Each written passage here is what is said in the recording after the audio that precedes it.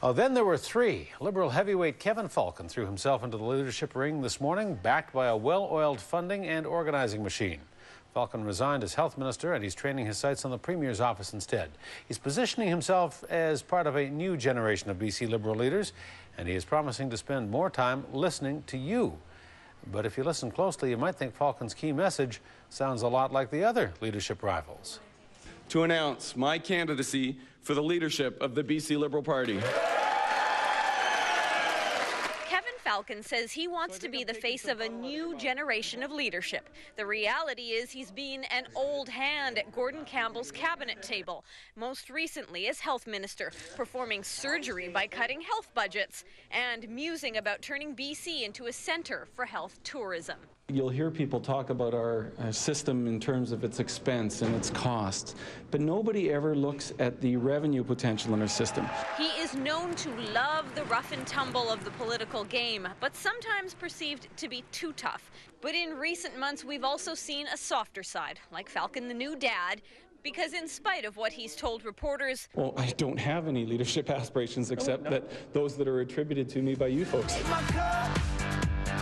Falcon has barely contained how much he wants the top job or how much he's thought about what he'd do with it. I would also move up the date of the HST referendum to reduce uncertainty.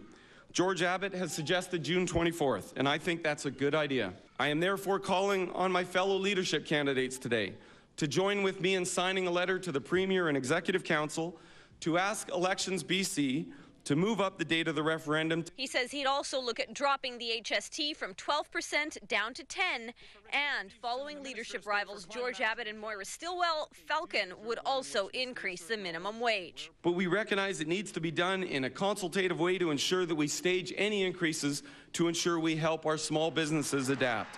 Kevin Falcon represents the small and big C Conservative wing of the BC Liberal Party. Supporters include cabinet ministers Mary Polak and Ian Black, as well as caucus chair Ron Cantillon, who is MLA for Parksville-Qualicum. A feisty young man to a passionate, well-spoken leader of our caucus. That puts Cantillon at odds with Island colleagues Murray Cole and Don McRae, who have thrown their support behind George Abbott. Ida Chong's loyalties have yet to be officially won. So that's where Vancouver Island's Liberal MLAs stack up. But should their endorsements matter to rank-and-file members?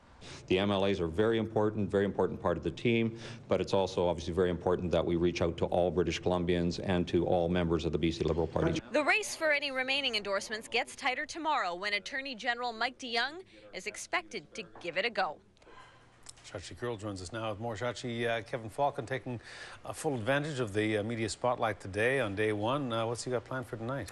Well, this is unusual, Hudson. Most candidates have planned just one event, but in just over an hour, Falcon will lead a second event, another rally, this time in Prince George. And the geography is no accident. In fact, it's a direct challenge to George Abbott, who has been touting his rural and northern roots in this race. So who might we see up there with Kevin Falcon? Maybe Transportation Minister Shirley Bond or Forest Minister Pat Bell. They are both senior cabinet ministers from the city. He's got to have a reason to be heading up there, and we will see. Hudson. All right, we will. Shachi, thank you. You're welcome.